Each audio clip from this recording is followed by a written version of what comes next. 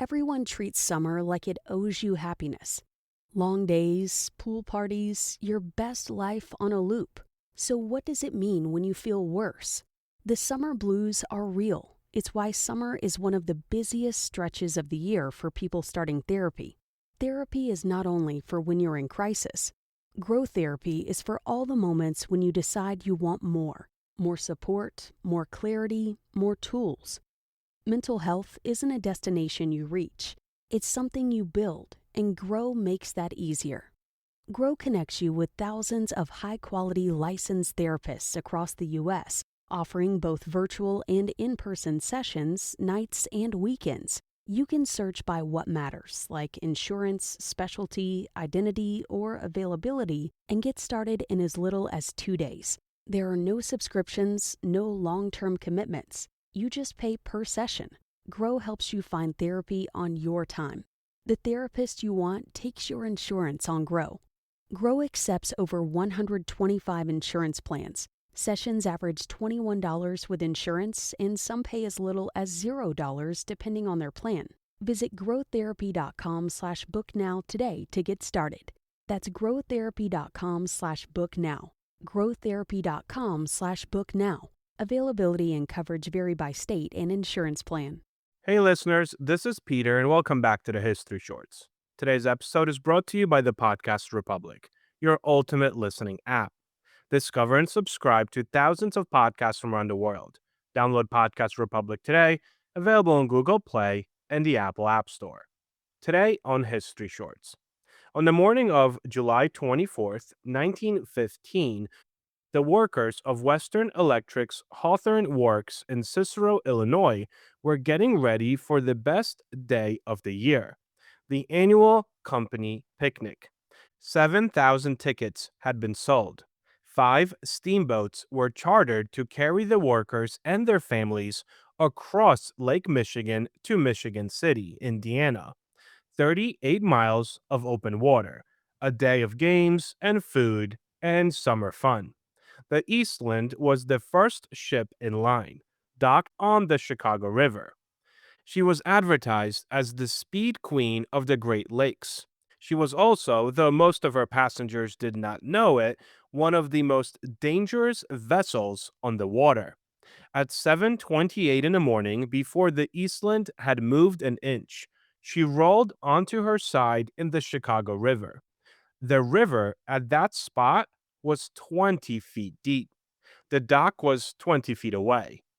844 people died, more American passengers than were lost on the Titanic, in a river, in downtown Chicago, on a Saturday morning. Our history brief today is an excerpt from this Friday's Conversation series episode and a conversation with Anita McBride, the former Chief of Staff for First Lady Laura Bush. Just a reminder that the full video of the interview is already available to our Patreon subscribers and will be released on our YouTube channel this Friday, as well as on all podcast platforms.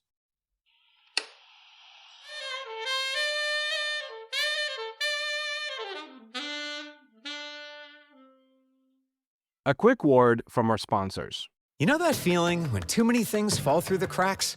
Monday.com was built for that gap. The AI work platform where people and agents work side by side to deliver more together. Create your first Monday agent today at Monday.com. This day in history. On August 5th, 1884, the cornerstone for the Statue of Liberty's pedestal was laid on Bedloe's Island in New York Harbor. 2 years later, the statue would become one of the world's most enduring symbols of freedom and immigration. On August 5th, 1962, actress Marilyn Monroe was found dead at her Los Angeles home at the age of 36. Her death only deepened the legend of one of Hollywood's most iconic stars. Story of the day. To understand how a ship capsized at the dock, you have to understand what the Eastland was and what had been done to her before this event. The Eastland had been built in 1902 and had a troubled history almost from the start. She was fast, genuinely fast, the fastest excursion steamer on the Great Lakes. But she was known among engineers and naval architects to have a stability problem. She was very top heavy. Over the years, modifications had made it worse. And here's kind of the darkest irony in this entire story. In April 1912, the Titanic sank in the North Atlantic. The disaster revealed that the Titanic had carried insufficient lifeboats. The public outrage produced the La Follette Seaman Act of 1915, which now required all passenger vessels to carry enough lifeboats for everyone aboard. The Eastland complied. New lifeboats and life rafts were installed on her upper decks, adding weight, raising her center of gravity, and making a ship that was already dangerously top heavy measurably more so. The legislation passed to prevent another Titanic actually helped sink the Eastland. It was not the only factor, however, but it was one of them. And it was not the only warning that went unheeded. Engineers had raised concerns about the Eastland's stability for years. In 1904, she had listed so severely on a voyage that passengers panicked and rushed to one side, nearly capsizing her. In 1906, a federal inspector had recommended reducing her passenger capacity. In 1913 and 1914, she had listed in port under the weight of boarding passengers. The warnings were all documented, but the ship kept sailing. The morning of July 24th unfolded with the ordinary cheerfulness of a company outing. Families arrived at the dock in their best summer clothes. Children ran along the ship.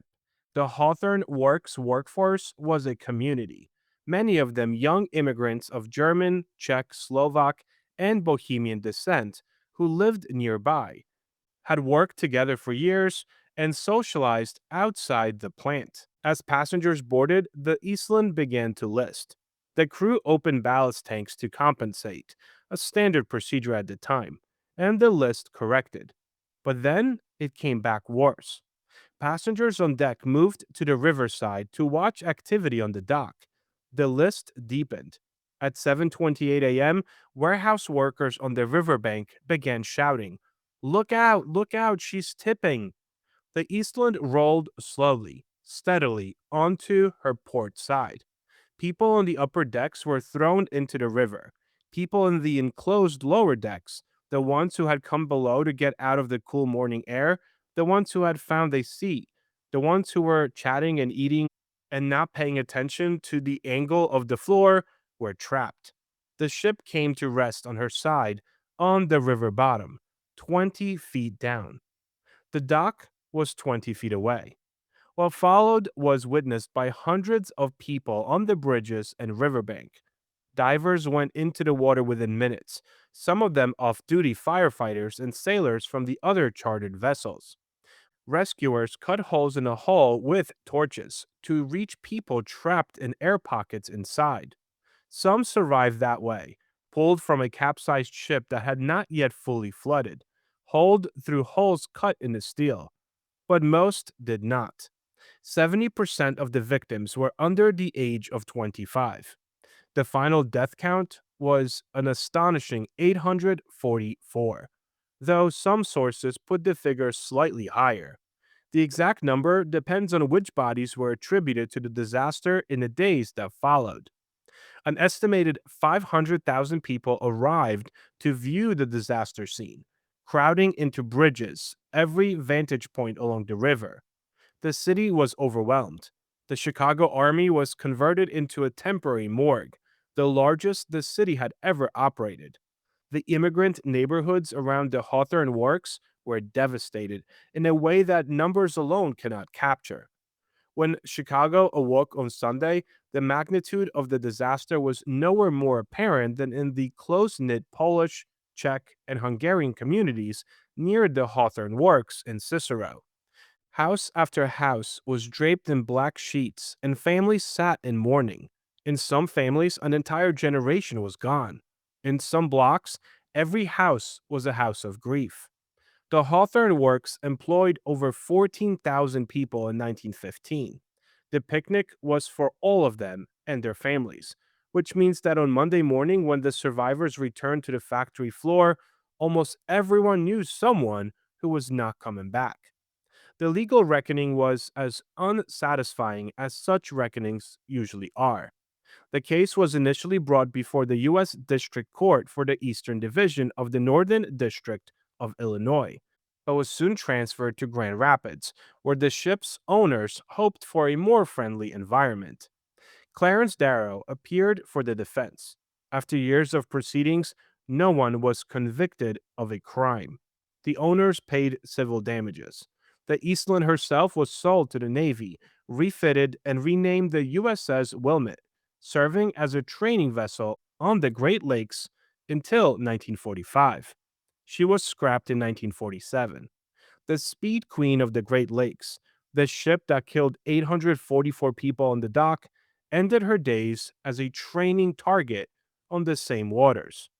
The Eastland Disaster is not in most history books. It is not in the popular memory of American catastrophe alongside the Titanic or the Lusitania or even the Triangle Shirtwaist Fire, though it killed more people than the American passenger death toll of any of them. Part of the reason may be its very proximity. The Titanic sank in the northern Atlantic, on the edge of the unknown. The Lusitania went down in wartime, in enemy waters. The Eastland rolled over 20 feet from the dock, in a river people crossed every day, in 20 feet of water. There is no dramatic distance in it.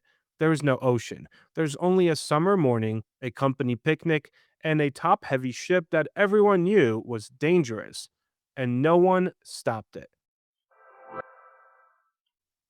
The History Brief.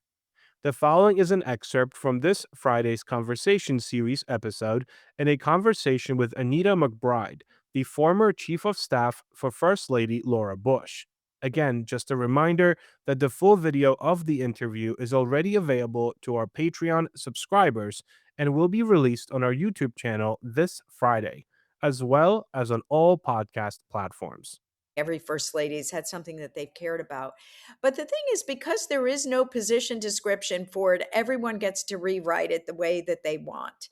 And I saw with Mrs. Bush, honestly, I could go from planning a secret trip to Afghanistan in the morning, which we did 3 times, to planning, the state visit of Queen Elizabeth II, which we also did. That's just how varied that it is. And I think what I remember most about being in that role as her chief of staff was going back to my first conversation with her about what she wanted to do. And she said, she reminded me, she said, I'm not here for me.